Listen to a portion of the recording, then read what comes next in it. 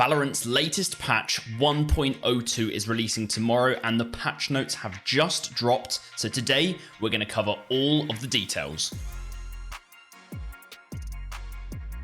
Hey guys, it's FourEyes or Dave here, welcome back to another video. Today we're going to be going through a breakdown of all of the patch notes for the latest Valorant patch coming out tomorrow, Valorant patch 1.02. This patch features a bunch of awesome changes, things like Viper buffs, we've got map changes, we've got ranked coming in, we've got a bunch of quality of life stuff like surrender voting and an update to how tagging works. This is going to be a really big patch and I hope you guys are excited for it. I'm going to have some footage going on in the background of this video from Riot's Korean YouTube channel for Valorant, and it shows off a bunch of the changes in actual video form, which will hopefully make things a bit more digestible for you guys on your end. I want to preface this video by saying that about 95% of you guys aren't actually subscribed to this channel yet. And so if you guys want to see more videos like this in the future, make sure that you subscribe below and hit the notification bell as well.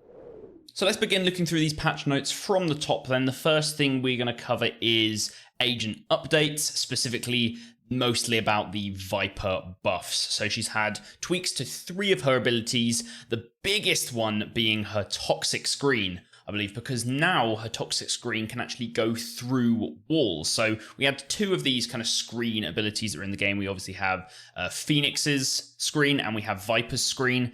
Right now, Phoenix's is way better because you can aim it and turn it around corners and stuff. Viper's was fairly useless on most maps because it didn't have many options of where you could put it. Now, as you can see in the footage going on in the background, you can see you can actually aim it at a wall and it will go through that said wall and allow you to cut off way more angles than you would have been able to before. So you can expect a bunch of people to be releasing new, basically amazing toxic screens that you can put down to get more angles cut off. And I think this is a really nice change for Viper, really helps her out and makes her a lot more viable on many maps and many situations. Next, we've got her snake bite. Unfortunately, there wasn't any footage for this in the Korea video, but her snake bite now has a new debuff, which makes a player fragile for a short time if they're hit by this.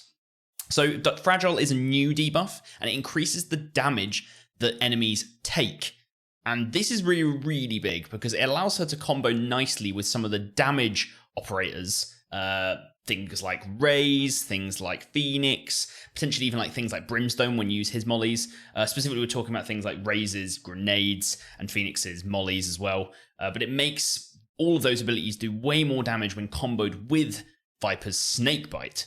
It says, note here, the total damage is unchanged. The damage is lowered, but Fragile increases it. It all evens out. So that basically means that the snake bite on its own doesn't do any more damage. It's not like it's doing the same amount of damage with Fragile on top. That's all balanced out, but now you combo it with something else and you get even more damage. So another really big change, nice combo ability, and really allows Viper's team to have massive advantages when they're pushing onto enemies who are in certain choke points.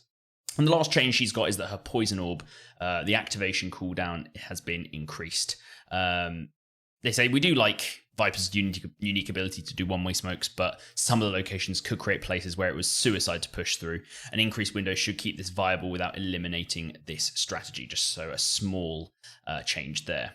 Next, a little change to Jet, and we can see this in the video in the back. Well, Jet and Reyna both have a similar change here, that her Blade Storm will now refresh if it's used to kill Phoenix during his ultimate run it back. So previously, if you killed the Phoenix clone, I guess, it's not really a clone, it's more like he dies and comes back. But if you killed him, you wouldn't get that Blade Storm refresh that you would from killing any normal agent. So they've changed that. And then Reyna, a similar thing, she will now get a Soul Orb that spawns when she kills a Phoenix who's using Run It Back. So both of these just nice little quality of life buffs, I guess, for Jet and Reyna.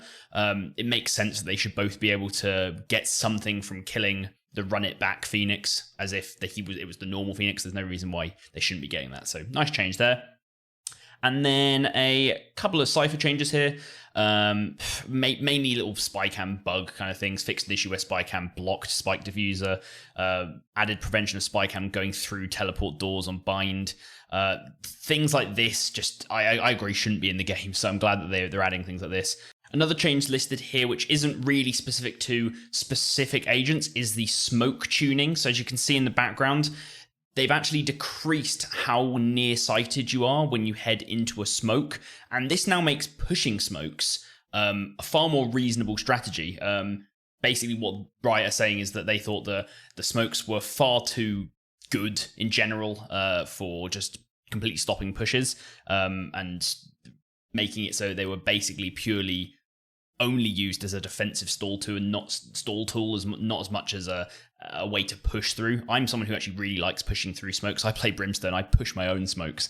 So this is a really nice little change for me. And I hope that it will be a nice change to allow people to play a little bit more aggressively in this patch. Next, we've got a small Bucky change. I'm not really going to go too much into this. It's not a huge issue. It's just basically an issue they ran into with the Bucky, which should make it work more as intended. Next, we've got the competitive mode update. The competitive mode will be made available during this patch. Now, specifically, it's been announced that it's not coming with the release of 1.02. They're going to let things settle down a little bit, and then they're going to bring it in. The rank icons have been updated. They look a lot more snazzy, a lot more detailed. It looks like a really nice thing to have one of those high ranks now with your name. The top rank is now called Radiant, not Valorant. Love that change. It sounded really, really stupid going, oh, I'm going to become Valorant in Valorant. No, we want it to be called something different. I think Radiant sounds good. I think there's a potential for Radiant and Immortal to swap around. I think Immortal sounds like a better player than someone who's Radiant, but I'm not too fussed. I'm just glad they've changed it. And they also say they've expanded the skill disparity range for playing with friends in rank placements. This could potentially cause issues, but basically the reason they want to do this is so that you and your friends can do your placements together, even if there's a bit of skill disparity. So I don't think it's going to make too much of an issue. Maybe we'll see over the coming days how big an issue that makes. I'm not exactly sure. Next, guys, we have a bunch of map updates, and it seems to be the main focus of these map updates are to, as they say here, allow clearing angles to be a bit more straightforward in the following places. So what they've done is they've gone around all the maps and they've said, basically, as you push through a doorway or some sort of entrance, which angles should enemies be allowed to just be sitting in, not moving, holding from? This is meant to be a slower paced game, but we don't want endless amounts of corners and having to check 20 million places every time we push a room, because you know for a fact that the one corner you didn't check is the corner that the enemy is going to be sat in. So let's just have a quick look at all these. So on Haven, we've got a new little box on garage doors. The entrance to C-Long on attacker site, they've added some extra bits here. They've got cover in A lobby has been reconstructed to open up the space, which allows for additional sightlines and traversal options. We've got C-Link changed, A-Link changed, and the entrance to A sewer and the bottom of A sewer have also had small updates as well. Just a lot less places. I think Haven was one of the biggest cult maps in terms of big culprit for loads of corners to sit in. Next, we've got Ascent. So the Defender spawn entrance has had a couple more, I think it's barrels that have been added there, just so people can't sit in that little corner. That's a nice one to get rid of. Hated that one. The attacker side of A main has now been changed. So there's now also a self boost, so you can gain a little bit of an extra angle to peek A main, which is nice.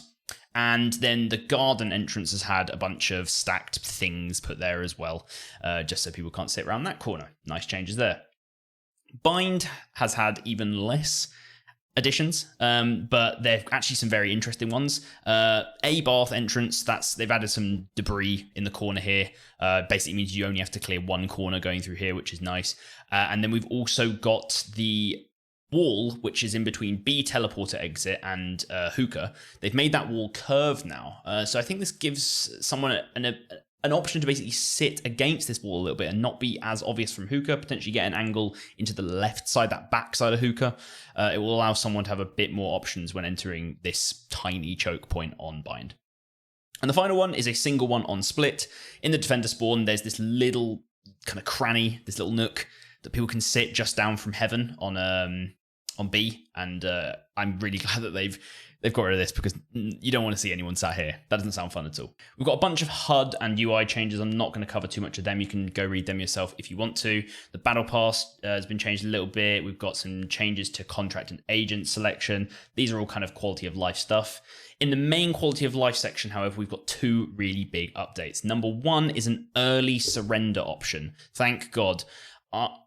Many people out there will say, no, it's better to not have a surrender option. You've got to fight till the end. But we've all had those games where you just don't want to play anymore. You're done. You're tilted. The game is completely chalked.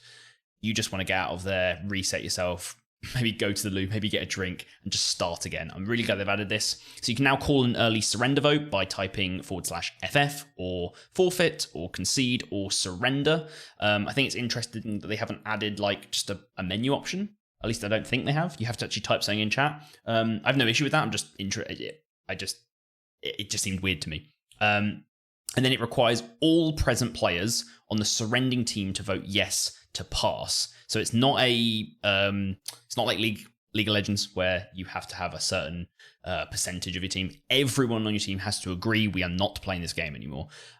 We'll see how that goes, because I feel like if someone's just trolling, then you're just gonna not be able to surrender. So this surrender thing only seems to be applicable for those games where everyone's sucking, everyone just wants to get out. We'll see how it goes. I'm glad they've added it, because it's gonna make some of those games where you're just losing horribly far easier to get through. And the last thing I'm going to cover in this patch notes video is the update to tagging. So tagging is the effect where basically you lose a bit of movement speed when you get hit, or when you get shot, sorry. And they've reduced the amount of reduction by 10%. So you now actually only get a 70% reduction rather than an 80% reduction. So only 10% difference, but that could make a big change. And we've also got the difference has been changed for when you are shot through a wall as well. So that's gone from 35% to 25%.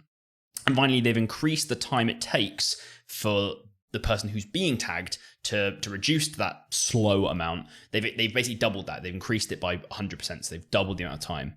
What this all means is that now if you're potentially peeking a corner and you get tagged, you will likely be able to get back around that corner and survive at least. It's not like, oh, I've been hit, I can't get around the corner now, I'm dead. I think this is going to be much better. It's going to be still a rewarding experience for someone shooting. You know, if someone's hitting you and you're getting tagged, it's still going to slow you. It's still going to make you easier to kill, but it's not like a complete death note. It should be the case that if the person didn't headshot you, then there is a potential you can get away. And that's hopefully what this is going to help. Maybe this won't be enough, and maybe they'll have to do more. We will see. Then throughout the rest of these patch notes, we've got things like mode updates to Spike Rush. I don't really care too much. We've got performance updates, which is always nice. Just hopefully get a bit more FPS for some of you guys.